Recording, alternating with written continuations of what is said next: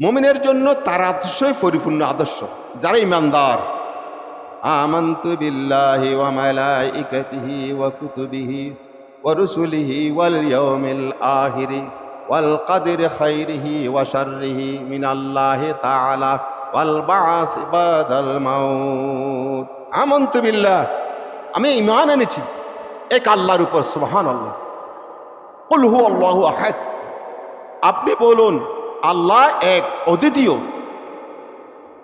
লৌকানা আলিহাতুল লাফাসাদাতা, যদি কয়েকজন খোদা হতো তাহলে কি হতো? বিপর্যয় সৃষ্টি হতো। আমাদের রবকে এক আল্লাহ, শুধু এক।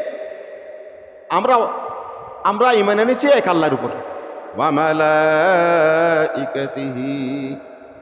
এক আল্লাহর উপর ঈমান এনেছি, এবং সেই আল্লাহর অসংখ্য কোটি কোটি অগণিত ফেরেশতার উপর আমরা ঈমান এনেছি।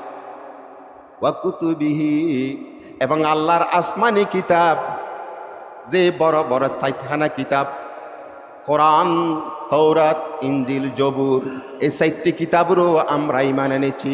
কোরআন যেমন আমরা ঈমান এনেছি, বিশ্বাস করি আল্লাহর কিতাব এটা, যেটা সুদীর্ঘ ২৩ বছর রসুলে পাক সাল্লাল্লাহু আলাইহি ওয়াসাল্লামের উপর নাজিল করা হয়েছে। কোরআনের উপর যেমন আমাদের ঈমান থাকতে হবে, ঈমান এনেছি, অনুরূপ তাওরাতের উপরও আমাদের ঈমান থাকতে হবে, ইনজিল শরীফের উপর আমাদের ঈমান থাকতে হবে, জবুর শরীফেরও আমাদের উপর ঈমান থাকতে হবে। ৬০টি বড় বড় আসমানি কিতাব, এবং সর্বশেষ কিতাব হচ্ছে আল কোরআনুল কারীম। যালিকাল কিতাবু লা রাইবা ফীহি, সুবহানাল্লাহ, যালিকাল কিতাবু লা রাইবা ফীহি হুদাল লিল মুত্তাকিন। আল্লাহু আকবার। এটা হচ্ছে একমাত্র কিতাব, লা রাইবা লা শাক্কা ফী, কোনো সন্দেহ নাই এটা আল্লাহর পক্ষ থেকে আসমানি কিতাব।